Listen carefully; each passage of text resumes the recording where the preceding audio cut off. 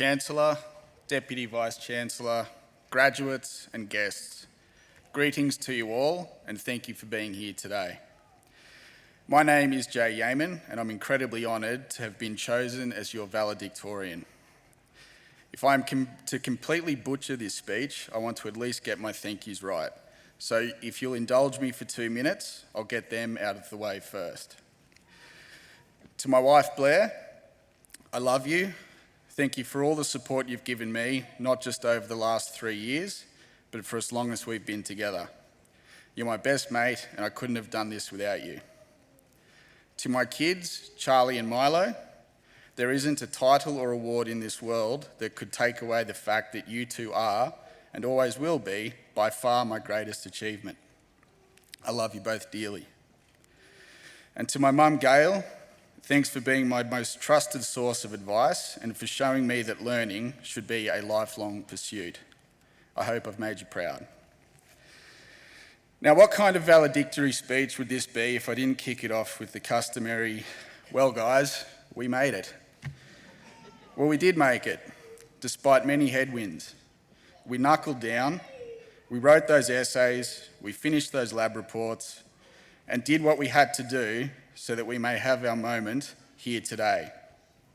A chance to celebrate our successes, a chance to reflect on the past while looking to the future, and a chance to get some top shelf Instagram content after the ceremony. #blessed. As is the case for an increasing number of current students in tertiary institutes, I have taken the path less travelled in my educational journey. Following the completion of Year 12, I worked for 15 years in construction as an electrician and cost estimator, building new office towers, apartment blocks, and warehouses around Canberra. So I suppose it was only a matter of time until I made the natural transition into biomedical science. Further adding to the unlikelihood of me standing before you today is that in semester 2 of 2016, I was politely informed that due to my unsatisfactory academic performance, I was being removed from the degree that I was undertaking at that time with this very university. So thanks for having me back, UniSQ. So what happened? How did it come to pass that this garden variety construction worker is now standing here as valedictorian, holding a Bachelor of Biomedical Science with distinction? Motivation. I found motivation. I found something I attribute meaning to that in turn began to drive my behaviour.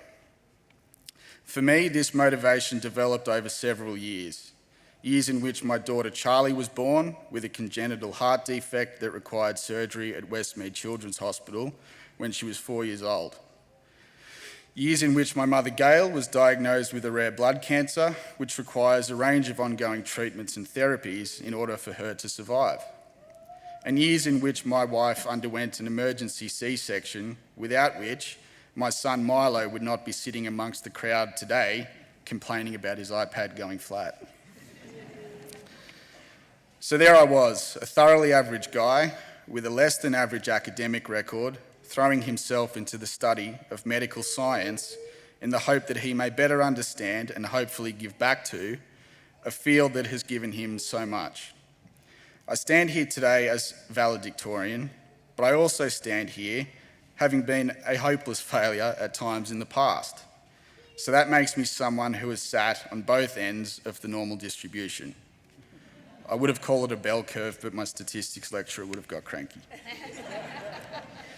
My hot tip is to find things that motivate you and plan as best you can around that. Perhaps your motivation is to get a job. Perhaps it's to get a better job. Maybe it's to make somebody proud. Maybe it's money. I think that, generally speaking, it doesn't matter what your motivation is. If you can set your goals around things that motivate you, you're already halfway there. You have the wind at your back and you're moving with the current. Before I found my motivation, I was flat out doing my tax return on time most years.